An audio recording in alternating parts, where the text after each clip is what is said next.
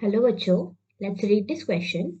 The question says, the value of equilibrium constant of the reaction HI gas gives half H2 gas plus half I2 gas is 8.0. The equilibrium constant of the reaction H2 gas plus I2 gas reversibly forms 2HI gas will be. यहाँ पर दो reversible equations given है, दो chemical reactions given है which are reversible nature और एक का यानी कि पहले इक्वेशन का इक्विलिब्रियम कांस्टेंट की वैल्यू गिवन है व्हिच इज 8 और हमें फाइंड करनी है equilibrium constant of the second reaction that is H2 gas plus I2 gas gives 2HI gas और ऑप्शंस में गिवन है option a is 1/64, option b is 16, option c में given है 1/8 और ऑप्शन डी में गिवन है 1/16। देखते हैं इस क्वेश्चन को। इस क्वेश्चन का की कॉन्सेप्ट है calculation of equilibrium constant. Key concept is calculation of equilibrium constant. अगर एक रिएक्शन का इक्विलिब्रियम कांस्टेंट गिवन है तो हम उसे यूज करके सेकेंड रिएक्शन का इक्विलिब्रियम कांस्टेंट कैसे निकाल सकते हैं। इक्विलिब्रियम कांस्टेंट को हम डिनोट करते हैं by the symbol Kc. Kc stands for equilibrium constant. अब जो हमें फर्स्ट इक्वेशन गिवन है that is equation 1 is HI gas it reversibly forms half H2 gas plus half I2 gas. अब इस इक्वेशन के लिए जो इक्विलिब्रियम कांस्टेंट वैल्यू यानी कि Kc गिवन है दैट इज 8.0.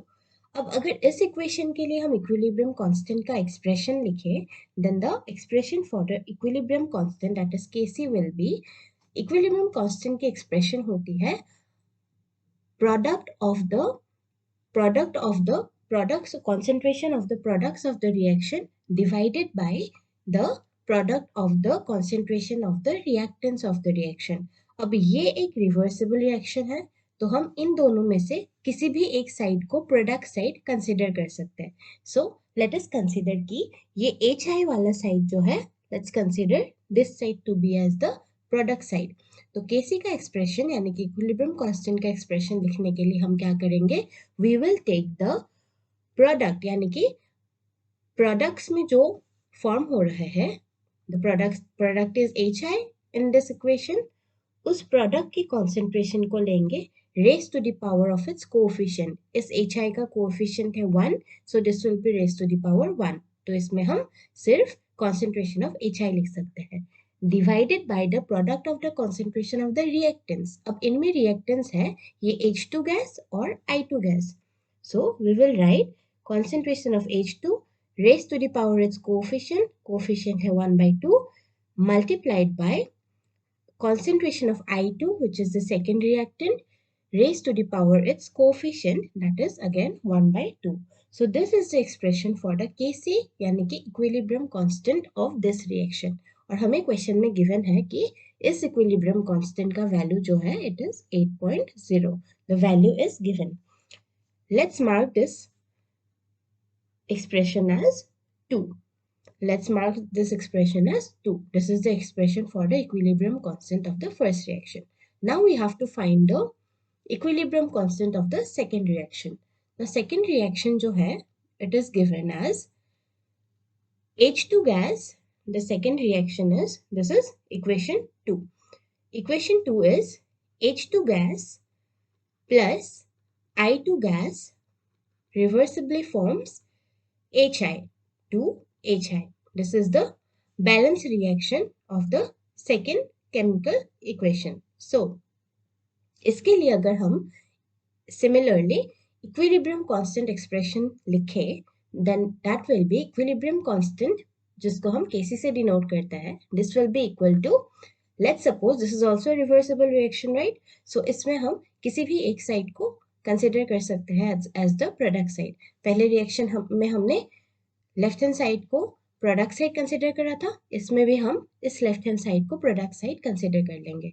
तो कैसे लिखने के लिए हम क्या करेंगे, we will take the product of the products of the reaction that will be H2 raised to the power its coefficient इसमें 1 है, multiplied by the second product that is I2, इसका भी coefficient 1 है, so this will be raised to the power of 1, that will be I2 only, divided by concentration of HI, which is the reactant. This raised to the power is coefficient, यहाँ पर coefficient है 2, so this one will be raised to the power of 2. So this is the Kc यानी कि equilibrium constant expression for the second reaction, और इसको हम number कर लेते हैं एज 3.